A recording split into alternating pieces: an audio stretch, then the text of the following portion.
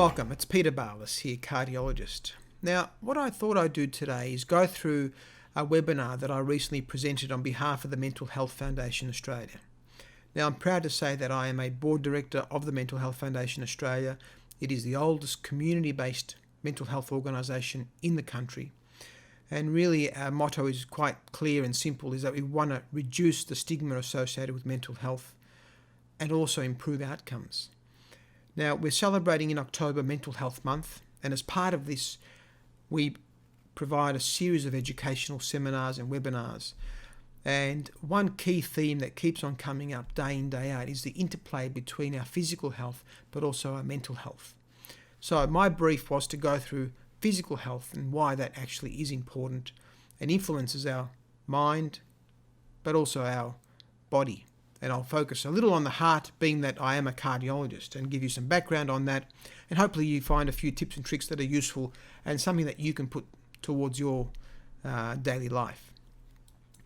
Now, as I said, as a cardiologist, I focus on the heart, and that is an organ that delivers blood to all our vital organs around the body, beating at 70 odd beats per minute. And again, as I've trained in cardiology, I've realised the importance of the heart, but more so as I've continued my association with the Mental Health Foundation, I've realised the importance of our mental health in ensuring that our heart continues to function appropriately and normally, and we have optimal health overall. So cardiovascular disease, as we all appreciate, is the leading cause of death and disability in our community, and that's an unfortunate thing to be saying currently in 2020, but the burden is still very, very real. We have a lot more patients living in the community with heart disease, but also living with the consequences of heart disease. And those consequences can be many and varied. Not only the physical toll the condition can take on symptoms and impact on quality of life, but also means that we may not be able to participate in the workforce, causing therefore financial stresses, an impact on our family and friends and loved ones as well. So the impact is beyond purely just the heart, but also affects our body overall. The condition is usually a chronic condition that we live with many, many years, and there are notable risk factors: diabetes, high blood pressure, high cholesterol, smoking, and a family history of heart disease being key risk factors that we need to address. What happens with coronary heart disease? Well, essentially it's a process known as atherosclerosis. Fatty deposits build up in the arteries, in the wall of the artery, causing a restriction of blood flow. And that restriction means that there's less blood flowing, less oxygen being delivered, causes symptoms. There is also the risk that little bits of this cholesterol and fatty deposits can break off, can therefore put us at risk of heart attacks and strokes. Clots can form within the artery, and that becomes a medical emergency. So my role as an interventional cardiologist is that I've trained in dealing with these arteries that become blocked and going in there and essentially unblocking the arteries. And we use these very, very fancy devices known as stents. And these stents act as a scaffold to restore blood flow and improve survival in cases of a heart attack. We know, however, that focusing only on the heart is only half the battle when we're dealing with patients with heart disease. And I've learnt that there is a strong interplay between what's going on in the heart, but also the impact on our mind. So I love this infographic here that highlights quite nicely the central role of the heart, but the overarching organ being the brain and our mind and the way we function as a human. So the link between heart disease and mental health is very strong. We know, for example, that cardiovascular disease is more common in those in our community living with depression compared to those of the general population. We know that depression itself is a considerable risk factor for establishing and developing coronary heart disease, along with obviously other risk factors that we spoke about: smoking, high cholesterol, diabetes, and blood pressure. Less, however, is known about the association between anxiety and heart disease. But what we do know is that many people with anxiety also have depression. So there is this overlap with these conditions. Now, the link between cardiovascular disease and mental health is really strong, as I said. Depression is associated with development of cardiovascular disease, but also depression may be associated with activities that are perhaps unhealthy in lifestyle, a lack of physical exercise, diet might not be appropriate, and again, these are additional risks that put more stress on our cardiovascular system. Depression is also common amongst those that have coronary artery disease or that have heart disease. It affects the recovery. You can imagine it's the fear and the concern of the unknown, worried about what may happen. Will this happen again? Will I be able to work? Will I be able to feed my family, support my loved ones? And these are real questions that we need to continue to tackle on a day-to-day basis.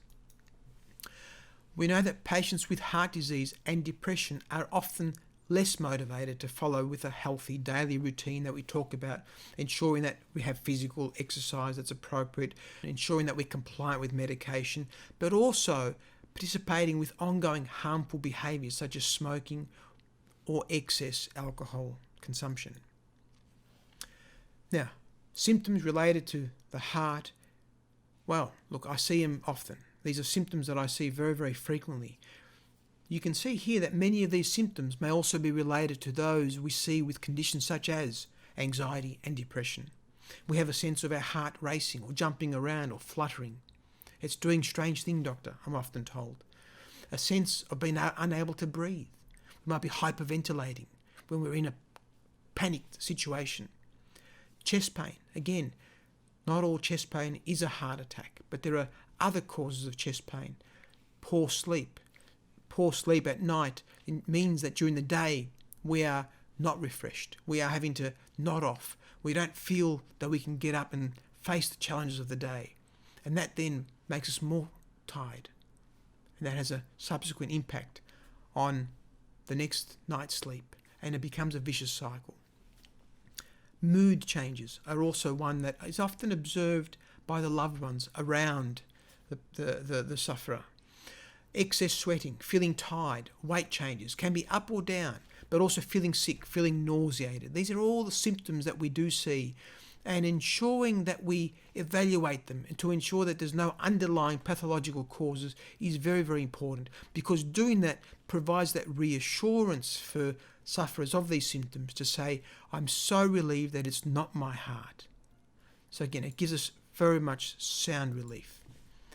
And these are physiological changes in our body. These are not changes that are only in our mind. These are changes that are specifically seen with increase in hormone levels in our body, causing higher heart rate, causing higher blood pressure.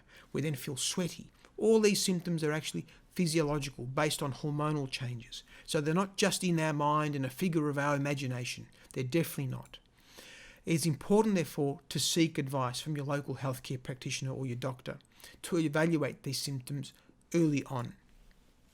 Don't assume that they are all related to anxiety.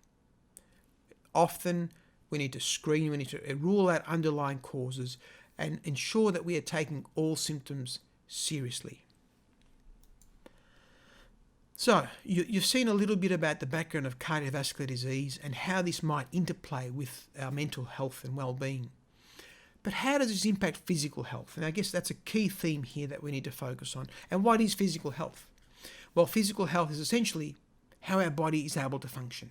Does our body have enough energy to perform the daily activities to allow us to deal with all the stresses in life, to wake up and face the challenges, to go out to work, or not to work, unfortunately, during this pandemic if we don't have a job? How are we going to put food on the table? All these stresses are impacted by the way we feel and whether we have the right amount of energy to get through the day. Physical health becomes paramount. And I like to divide this into this health triangle, which I think is an important and a useful concept for us all, which really encompasses all aspects of health, being the physical health, the social health, and obviously the mental health.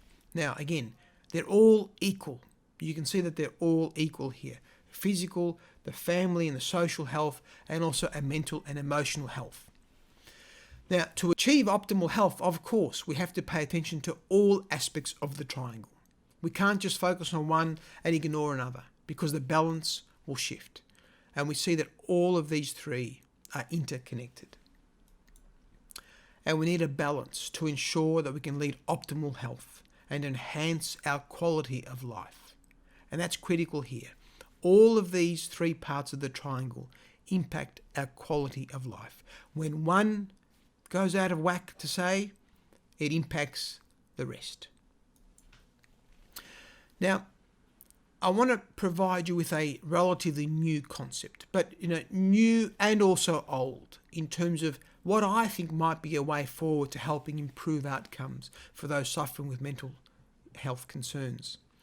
Now, when you look at the importance of physical health, for example, if you were to have a knee operation and you were to be in hospital, what normally would happen is that you would go to a rehabilitation centre for a few days, for a few weeks, to actually rehabilitate, to recover. Similarly, when you've had a heart condition and you have a heart turn and you get discharged, you are referred to a cardiac rehabilitation centre, whereby you go and have rehabilitation, which includes physical, mental, education, lifestyle changes, and really it's an intensive period which many patients find very, very rewarding. And quite proudly, the National Heart Foundation in Australia has come up with an excellent fact sheet on cardiac rehabilitation and the importance of this. So I've used these examples to think about, well, how else can we optimise outcomes in patients with mental health conditions? And one important one would be potentially having some form of mind wellness rehabilitation program. And again, I think that's an important concept to think about. And it highlights that mental health also requires physical rehabilitation to ensure we have optimal outcomes. So what are the benefits? Well, again, we know that when we have optimal physical health, we are able to minimize disease. It can help us in the way we feel. It improves our nutrition, it improves our posture, and also improves our body mechanics, strengthens our muscles, makes us less vulnerable to falls. Very, very important, particularly as we get older in our community. Physical activity can also have a great impact on our work, on our academic performance at school. So critical again to focus on that. And regular physical activity can also ensure that we enjoy life, we improve our quality of life, we may improve our social interactions whilst we're doing the activity.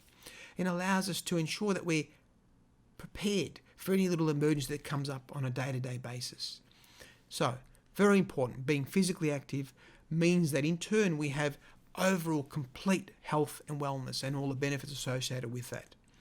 And this can be all types of activities. We know that it can be cardiovascular fitness, strength, muscle endurance, flexibility. So all this type of physical activity will have positive benefits on the heart, on the muscles, on our mind, improving our posture, flexibility, but also improving on our body fat composition and reducing body fat overall, and body weight comes down. The benefits of that: reduction in blood pressure, reduction in the chances of diabetes. So again, you can see how the interplay of physical health has an impact on risks for, say, heart disease. So exercise itself can have an amazing impact on our mental health. It can cause symptoms of elation and feeling euphoric, really on a high. It can help us decrease levels of anxiety. It can help reduce depression. But it also improves the way we're able to cope with stress. It improves our overall self-esteem, our mood, but also our sleep. We get more tired, more sleep, in fact improves us overall. And again, cognition. We can think far more clearly. And these are actually physiological changes that happen in the body and in the mind when we when we participate in exercise. We have several neurotransmitters that are heightened in terms of their release of various hormones, and serotonin, dopamine, melatonin being several of the important ones. But I like to think of exercise being the fertilizer for the brain, where we get a release of these hormones, and that's where you get that high feeling, that euphoric feeling. So exercise can take many, many shapes. It can be in a gym where you're doing strength training, but it doesn't necessarily have to be if you can't access gyms. It can be participating in a class, and a yoga class, for example, will allow you to interact with other people. It can be in the water, going for a swim and exercising. Again, just becoming physically active for a short period of time on a regular basis will help improve our overall well-being. But simply put, it can just be a walk in the park, and doing that has several positive benefits. Again, things don't have to be as complicated as going to the gym. We can do simple things by going for a walk or doing some simple exercises at home, whether they be with some hand weights, some exercise bands. These are simple things we can achieve to make a big impact in our overall well-being. I like to advocate for fitness trackers, and I think fitness trackers are an important way to monitor but also motivate how much we can do. There is this magic of 10,000 steps per day that's out there, and again, of course, that's desirable to get to 10,000 steps a day, but a lot of our people in the community are unable to do that, don't have the opportunity. So we start with small incremental changes. If you're on 4,000, make it 4,500 the next day. In the next week, you build it up to 5,000. You do things slowly and incrementally to ensure that these changes are sustainable long term. But they are a useful tool. On focusing on physical health, we can't avoid the discussion of nutrition. Then again, nutrition, well, there are a lot of diets out there. You'll see a lot of them on social media, focusing on this, avoiding carbohydrates, avoiding fats, too much protein. What I tend to advise is that we need a balance of all parts of the diet. We need our carbohydrates, our proteins, the fats. And this is a nice way to divide the plate into your fruits, your vegetables, grains, and proteins as well. And it means having a balanced diet that is full of nutrition. And again, very, very important. The other one that I want to focus on is water and hydration.